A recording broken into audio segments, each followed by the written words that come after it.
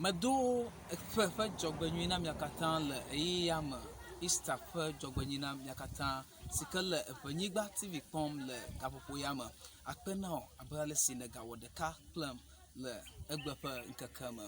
azonha the CEO of Ewenyigba TV Dr. Mawuneiro Easter fe jogbenyina ha afisa fike le eyama kwi ko be kosra evayi nana jo le Ghana fia yan kema ele ke le achafu me le gendukwa me sikenya osu yemi duduma eva jo be ele no ko va kukum va kokom de achafu ato ko anu ike tutu wu ele amade kemati de jesi wo ati aglo fia ko no bia ameoka dena toji alo toji de la okata le obia be nke jo article nawo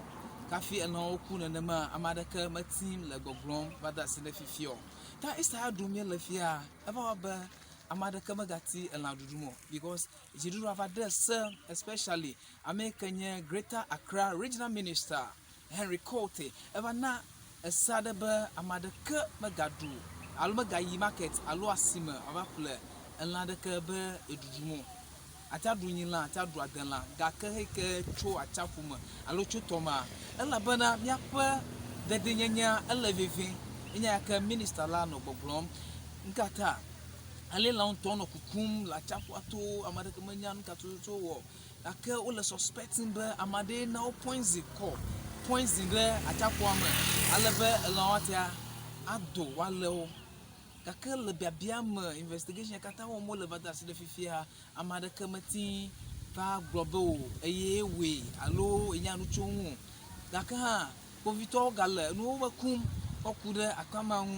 ta una ese dukoma kata no gobe amade ka baga bajra achapu mala de ka la fia de ko e amade ka magayi asime be evale achapu pala de ka plan be eva dudumo na onto de va plia hama ontoa na blame do kuyo ela bena eselibe amadeke megaba plan la deko ela nkata anu ya kejo jomfia atin awu ama ela ke do points yen toku e ya megboto na dua atiana ni aku alo ameke dua akuta kwi kwa ana madinya alo madinufo a madibi abadore kojiwa istala di anogbe upo family wa popo mu wana popo mu wa ke boa de rukura le la dugo no nye ban keke fi arova ya la elida eduduga hey kemokuwa nya dukama yakopede hu ha Ghana Education Service na new directives alo say ya do be cho efeyama koina from KG kobada sire GES 3 junior high 3 mogale exam logo kake bebenye be no nyebe course ya covid alaka ga fia promote o enya glom